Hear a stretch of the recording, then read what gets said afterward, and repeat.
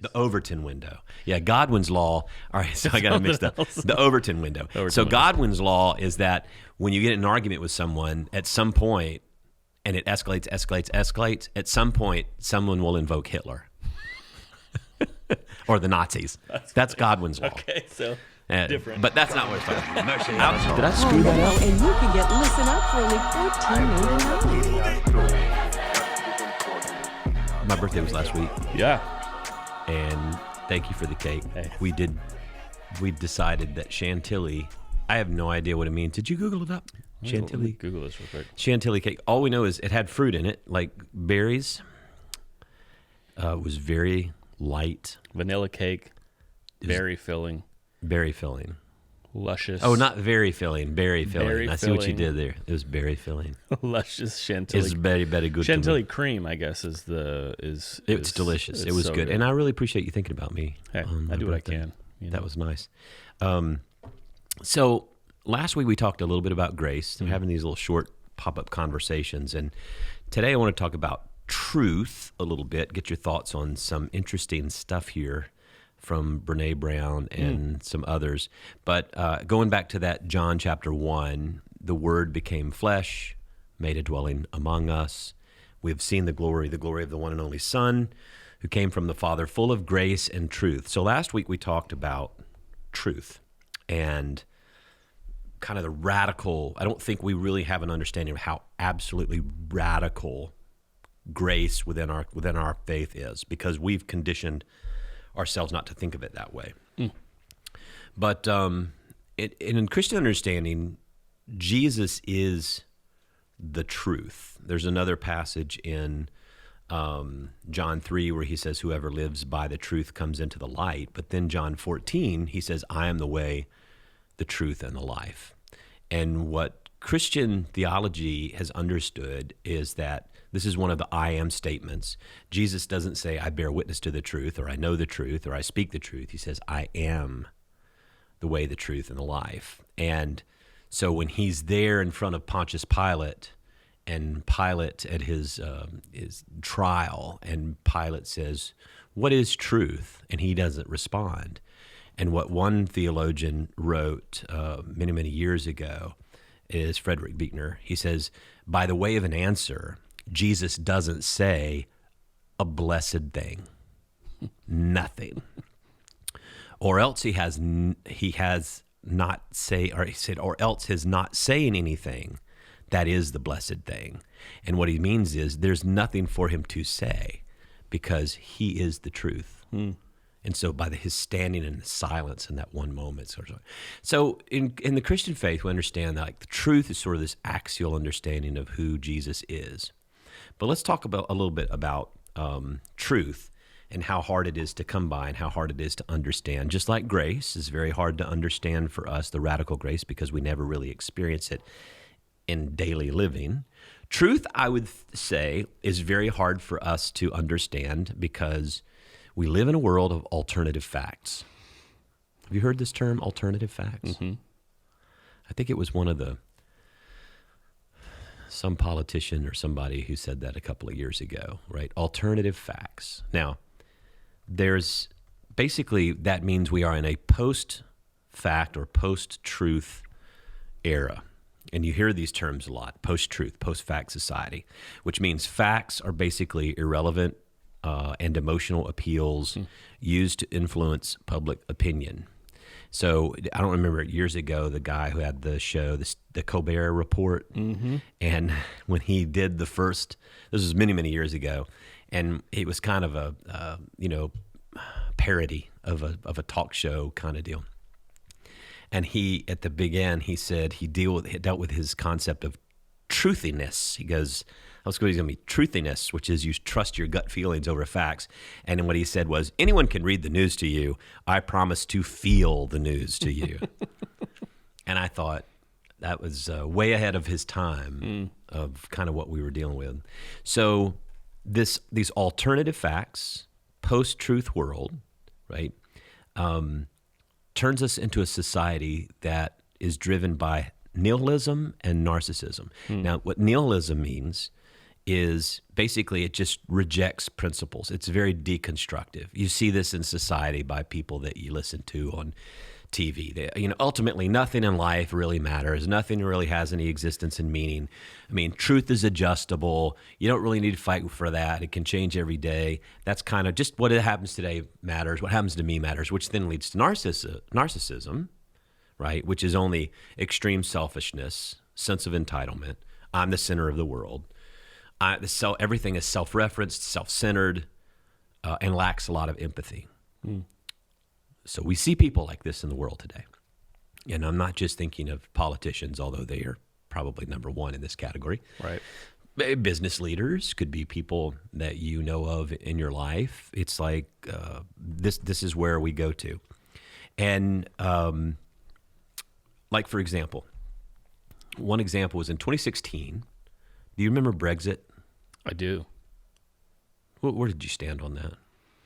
I don't know if I had an educated understanding of what that was about. I'm kind of joking. What would you know about Brexit? Other than so England, Great Britain used to be in the European Union, and they decided they didn't want to do that anymore. Even they never used the euros; they always used the pound sterling. But everything else was kind of open, like they were the same country. Well, anyway, there was this thing in 2016. They held this referendum known as Brexit, short for Britain and exit. The promoters of Brexit openly admitted at the time that they had pushed ideas on the public that they fully well knew were not true.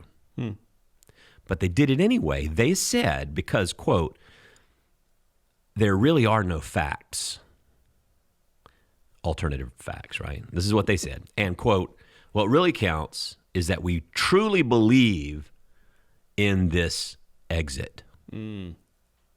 So they were feeling, we really feel this is what needs to happen, and we really believe there's not really, all the facts that people are saying it would be bad for this.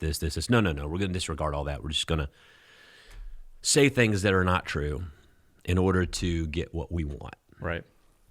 This is how we do things now. There was even one of the leaders of the Brexit movement cited Jacques Lacan, who was a leading postmodernist. And what this guy, one of the leaders of the Brexit movement, said, I've read my Lacan. It's whoever controls the narrative that counts. In other words, narcissism is the deciding factor. And what I want to be true is what is true.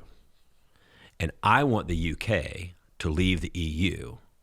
What I want is what counts. So I can say anything I want. I can do anything I want, regardless of truth or facts, in order to bring about my desired outcome. This seems to me to be kind of where a lot of people live, Right. especially people in power. Right. And I don't know that that's a good place to be. Denominations, like United Methodist Church, we've talked about denominational shifts. We talked about Baptists last week. Their slippery slope is allowing women to be pastors, which is leads to the worst thing possible, of course. But in the past, I would say 40 or 50 years, every major denomination has faced church splits or potential schisms and splits because of their differing visions of truth and reality. And so this divisiveness has been around core issues like theology, ecclesiology, which is your understanding of what the church is. Is it a church, an institution or community of saints, or is it a community of sinners? Right? Your ethics, your interpretations, how you read Scripture and interpret different things. And so these visions of truth and reality have been so radically different that Baptists, United Methodists, Presbyterians, Episcopalians, even Catholics now are dealing with this. They've experienced these tumultuous decisions. So the Pope, not long ago, came out and said, you can bless a same-sex marriage. You can't actually do the wedding, but you can bless it. Well, you can imagine that didn't go over well for some folks. And there were some bishops in the United States who went against directly the Pope for this decision. And he removed them. He fired them, basically, said, you're done. Now, we don't have a pope in the United Methodist Church or in the Baptist Church or any of these others, but it just goes to show, the point I'm making is that every single one of these are dealing with these changes and these tumultuous divisions. Right. And it leads to splits, it leads to schisms. And what I would say is many parts of the Christian movement have implicitly taken on the way that we view truth from the world around us rather than from our core understanding of how we should view truth. It's basically, we're way more influenced, and I would say in American Christianity, American churches, we're way more influenced by the world around us and how we do what we do, and how we talk, and how we communicate, than the way we should be modeling Jesus or how Paul teaches us. I remember in the United Methodist Church, when we were going through this, the people who wanted to leave, the people who wanted to disaffiliate, the people who wanted that to be the reality, right, were saying things that were not true. Now, for them, they would say, oh, it is true. We're not saying anything that's not true. We're saying the United Methodist Church is not Orthodox. We're Orthodox, and you're not Orthodox. It's like, that's not true. Well, it is true. I think it's true. It was just whatever I think, right? Or, you don't believe in the United Methodists don't believe in the divinity of Jesus. Well, of course we do. Who? Well, somebody over there said they didn't. It's like, okay, well, that doesn't mean anything. Right. And so the narrative became, it was just like this guy, whoever makes the most noise, whoever can command the narrative, and usually the ones who are attacking are going to make the most noise. The ones playing defense are just going to sit there and go, well, that's not true. Right. Well, that's not true. But by the time you stand up and go, well, that's not true, that narrative has already been around the block 10 times. Yeah. And someone hears it and goes, well, it must be true because I heard it online. Yeah, you see that so often too, and now they have these little, every time you post something, if there's like a research anti-narrative to that, it'll come up and say, well, this is actually false. I like that, though. Yeah, I do too. I think that's great. On social media, you mean? On social media, yeah, because there's so many different things circulating. Yeah, it'll be a video of like, oh, look what's happening in Gaza. And so this video is actually It's from 10 years Iraq old. in 1980, Yeah. Or something like that. No, Yeah. I know what you mean. And I think that's actually a good thing. I wish that would happen more often. Right. Than just a picture or a video that happens, because I do think it causes people to question what's real and what's true and all these sorts of things. So I think we've taken cues from the world around us, and I think many times Christians have disconnected their faith from their political action. When you have people who claim to be followers of Jesus and the teachings of Jesus now contradict, like when you have things going on in the world, political parties or parties, whatever, they're in clear contradiction, right, to the love or the legitimate teaching of the message of the gospel. It's like, well, but if my ends can be met, I'm willing to compromise. I said this before, certain Christians are willing to set aside Christian morals, ethics, and values in order to protect and save Christian morals, ethics, and values. Right. It doesn't work that way. Right. And so you have this mindset with people now related to truth where I can say or do anything I want if I believe a certain law or piece of legislation is God's will. Right? Scary. But that's where we are. Or I can support a candidate in any level of government who is untethered from the truth as long as I feel that candidate will support my worldview. Or I can be hateful toward other people who have positions that differ from mine because I'm right. I'm on God's side. And they're wrong. And they're evil.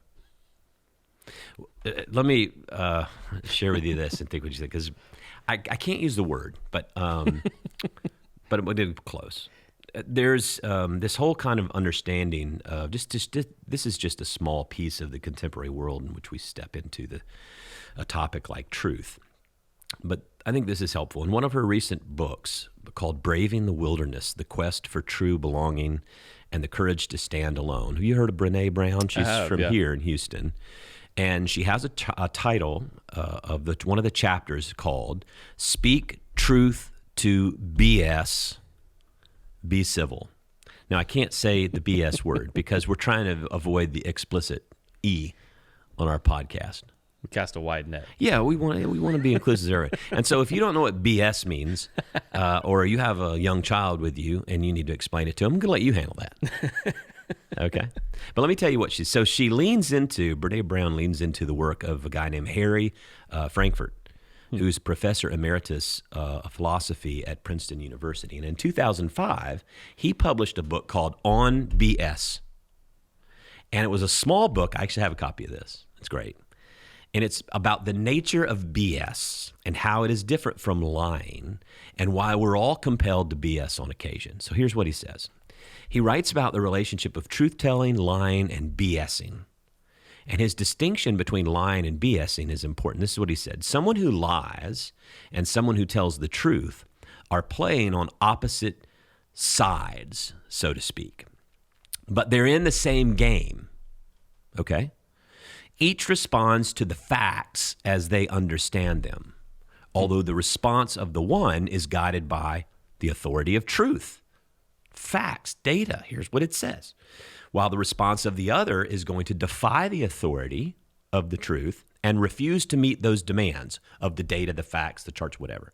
I'm not going to cede to the demands that it calls for me to. But here's the difference. The BSer ignores all the demands altogether. They do not reject the authority of the truth, as the liar does, and oppose himself to it. He pays no attention to it at all. He pays no attention to the authority of truth at all. By virtue, BS, what Frankfurt says is BS is a greater enemy of the truth than lies are. And it feels like an important word. BS doesn't oppose truth so much as he or she simply pays no attention to it at all. They act as if truth is irrelevant. They do not even take the low road of engaging in truth by opposing it. They just simply deny it altogether, and they make up their own truth. Does this sound familiar? Yeah. All right. This is the difference between truth, a truth teller, a liar, and a BSer. He goes on, and we're almost done here. A part of BS is talking about things we don't know about, things we don't understand. But we feel compelled to take a stand on an issue or a matter that we know virtually nothing about. And we're left guessing how our people, quote, our people would side in that kind of a debate, and then saying things that don't make sense.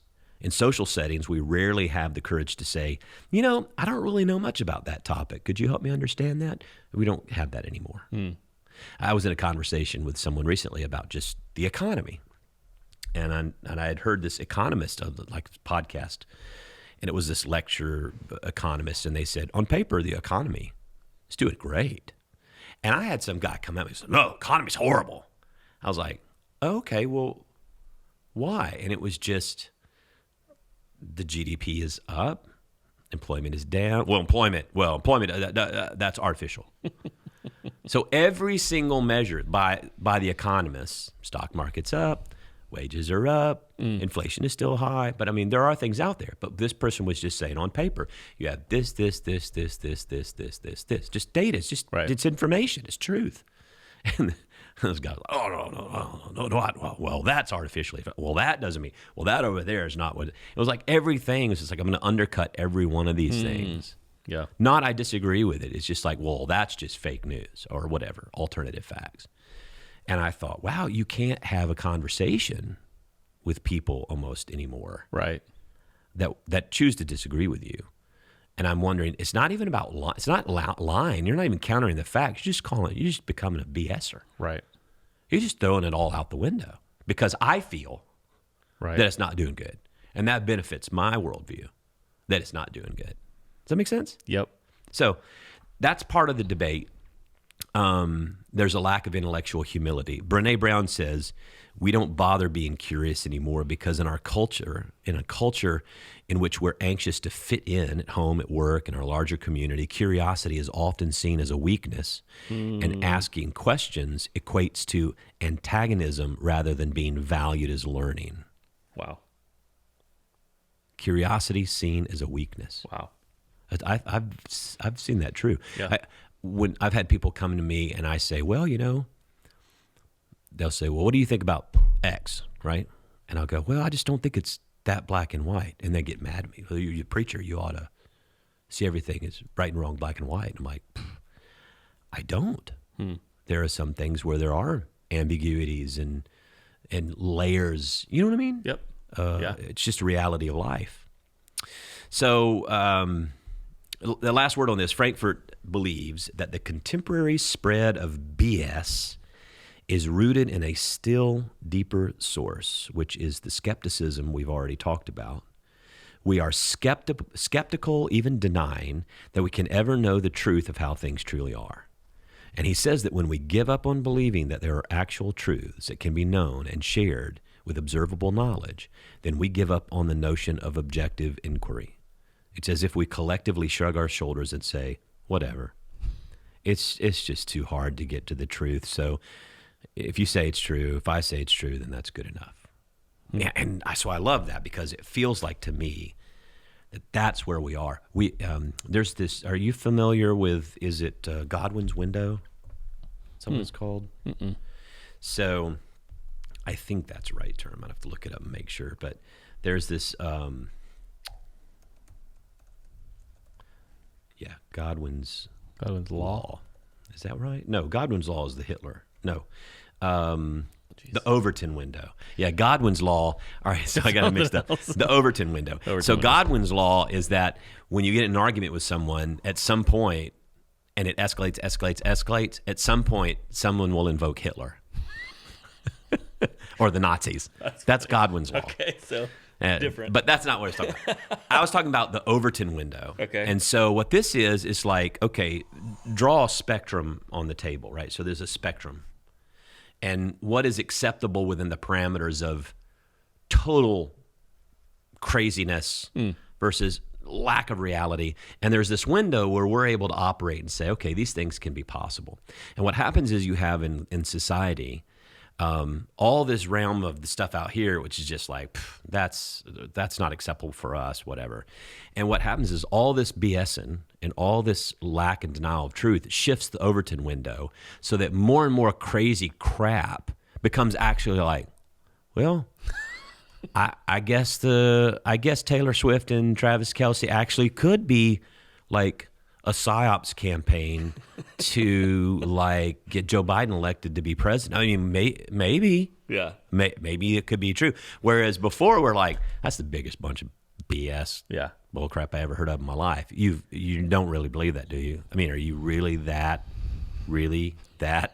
crazy? You remember we used to do that, and so society would hold like, here are the limitations of what's acceptable now. Right. And what happens is we got so many crazy people now that window is moving more and more to the craziness. Right. So now all of a sudden somebody says something sounds absolutely crazy and people are like, oh, well, man, they put those chips in that vaccine. They put that in there. They can track you. Right. And like before you go, dude, you seriously do not believe this. I'm not having this conversation with you right now. And all of a sudden you realize that window shift. Right. Because of these folks that just bend what is true. Right. So, and I think people are susceptible. And I'm not saying these people are stupid. I'm not even saying they're mentally unstable, but maybe some of them. I think our natural inclination too is to like discover mysteries. So some people can get locked into this conspiracy theory thing, and that helps to shift that window to the kooky. Yeah. Sometimes. Well, I think this conversation on truth is an important one to have. And I think this, I see this all the time now, and I've seen it through the years where people like come in my office and they have read something on the internet or they've done some research. So now they know theologically that this position or this interpretation of the Bible is wrong. Yeah. And I'm like, okay, that's only been the case on that method of interpretation for the last 100 years.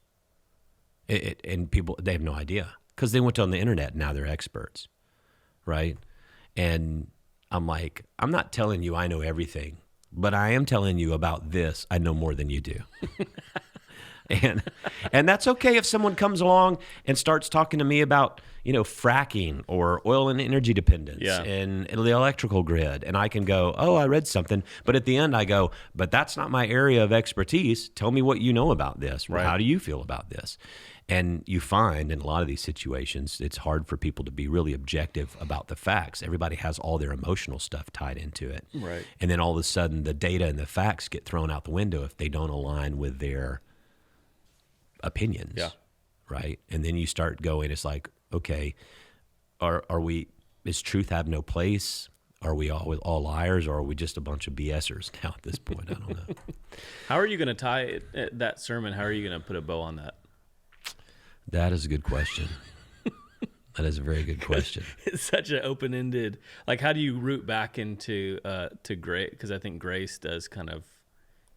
Grace has to cover this like post-truth, all these different ideals coming together. Well, but part of what I wanted to talk about this week and last week is because, and I got to go, but I think it's because grace and truth have been so misperceived, so misconstrued, so misunderstood, that we just really need to reclaim from the understanding of the scriptures and the modeling of Jesus. What is this? Because I just don't think we have a good grasp of either one of those things. I think that's one of the big reasons why you see in our country struggling, because even the Christians who are supposed to help kind of keep us within some boundaries by our love and our care and our compassion, and not allowing like people to get away with mean, unethical, evil, petty things. We just like, well, we don't support people like that. Right. That's not our but now it's like, well, if they help us win what we want to win, then we're willing to shift the Overton window, right? Yeah. To say, okay, well, this person's okay. And I think that's one of the things we have to continue to wrestle with. So I think that's why grace and truth have to be talked about a lot, because, it was central to the identity of Jesus. And I think we've kind of lost understanding of grace and truth. So yeah, it's kind of thought on that. Make sure you subscribe and like, share with a friend. I think these past 2 weeks are helpful as we're constructing, going into a year where there's going to be a lot of political stuff going on. And so grace and truth are going to have to really become important parts of what we're about. But anyway, well, it's been fun. Thanks, Jeff, for sitting in. And Yes, I'm sir. John Stevens. I'm Jeff Wood. And this is Pod Have Mercy.